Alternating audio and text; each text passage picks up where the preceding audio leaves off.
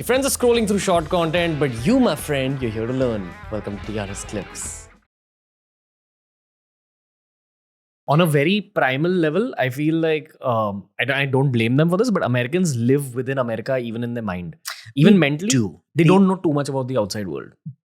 It's not that they don't know. They actually have very, very good sources because, unlike India, there is no money to go do primary research. There, the moment you sort of get, even in your towards the end of your bachelor's degree, you will get scholarships to actually go to the region of your studies, spend a year, 2 years, collect primary data is always gold, right? You'll always learn more going to a place than reading about it. Primary data means the data you collect when you're there yourself in that region. Okay, exactly.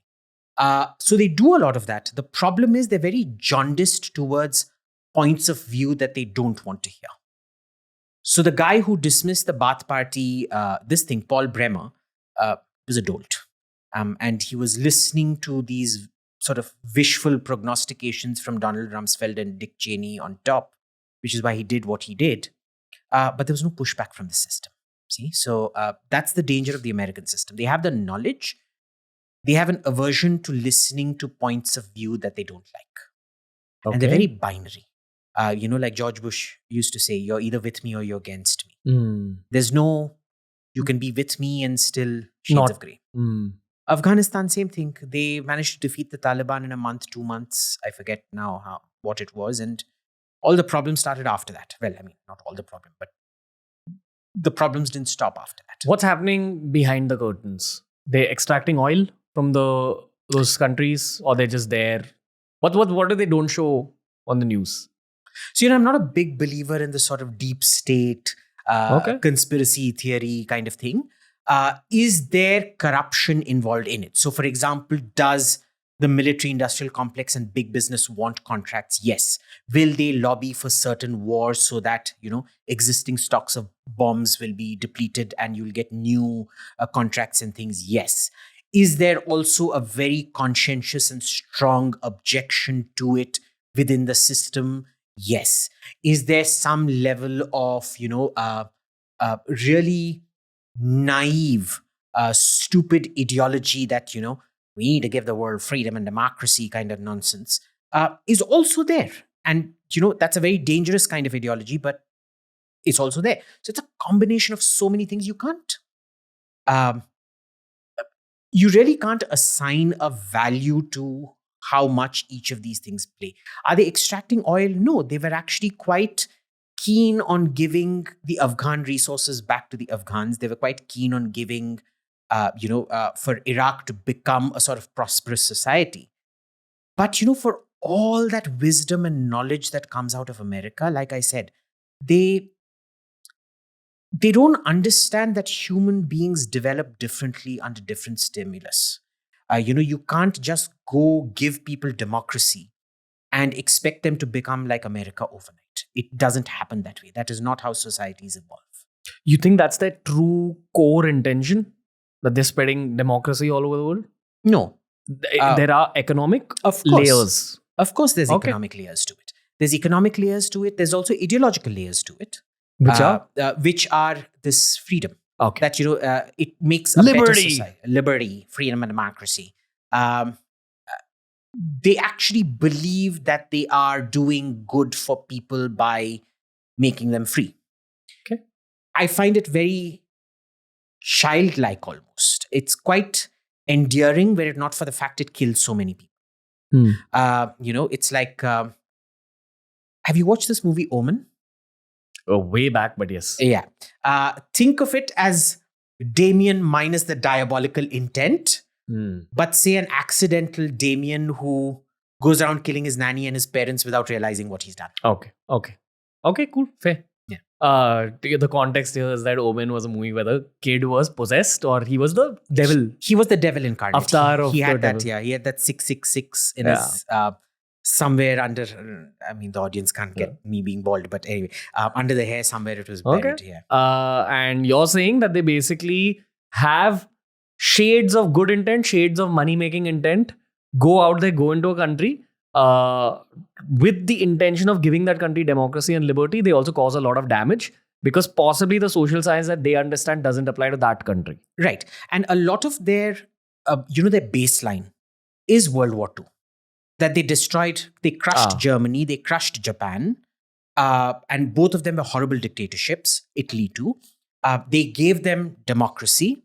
And these countries turned into nice, peaceful states that, that are still independent, that are still very independent, that can do things that really piss off America every now and then.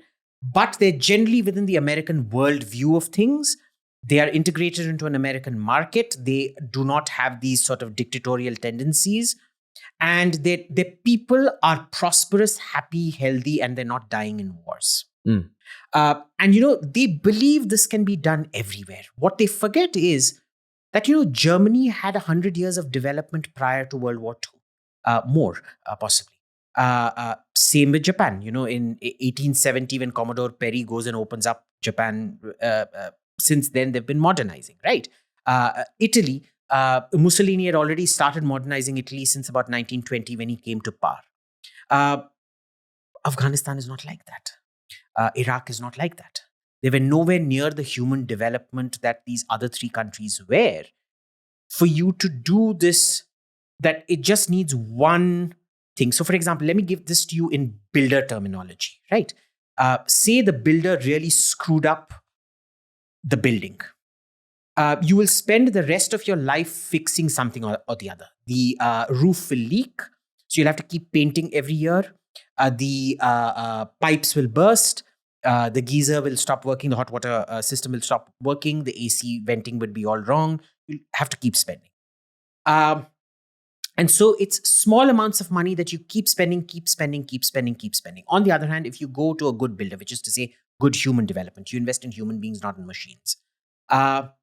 You just have to fix one thing. This guy just needs money. And if I give him that investment capital, he can then grow from that, right? That's the difference.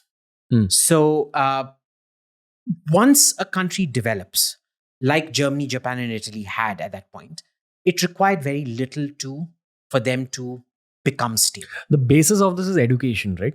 Total. Like once you go through an education system, you are changed as a human being. Education system and jobs, which give you that kind of discipline.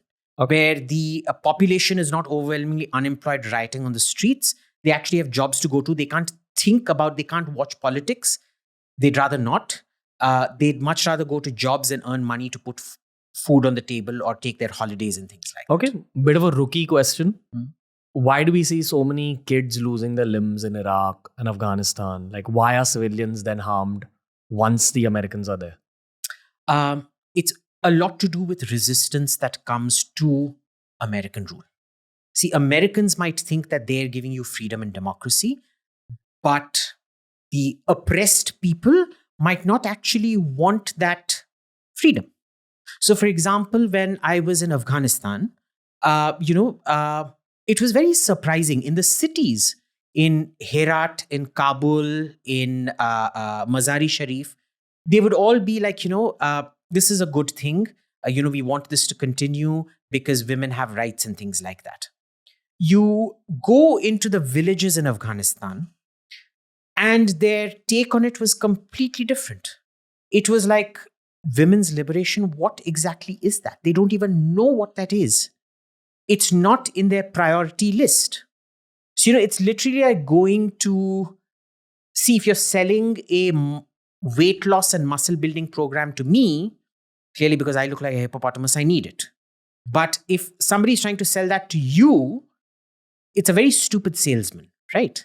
So different people want different things. And I don't think the Americans think that everybody wants what they want.